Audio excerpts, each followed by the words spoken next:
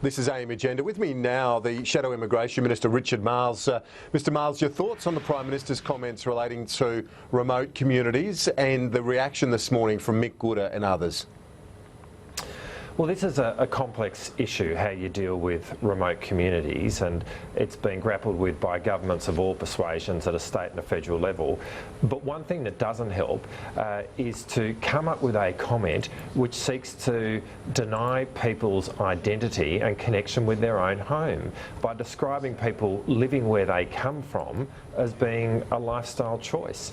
I mean, I don't see how that possibly can help shape this debate or move this very difficult conversation along when you are describing where people come from and their decision to stay at home as being a lifestyle choice. It obviously is fundamental to how we deal with these issues, how you do balance the provision of services with where people live and their sense of identity with that place. These comments don't help.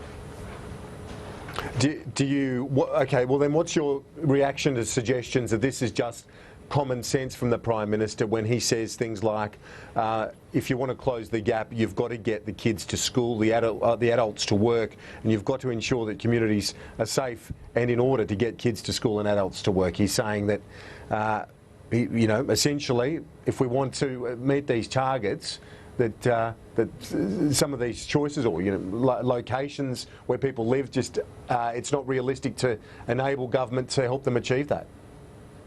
Well, of course you've got to get kids to school, and of course you've got to get adults to work. That's really important in closing the gap. But it's not common sense to start dictating where people's home is. We're talking about places, which as Mick Gooder said, that people have been living in for generations. It's where they come from. It is their place of connection. It's at the core of their identity.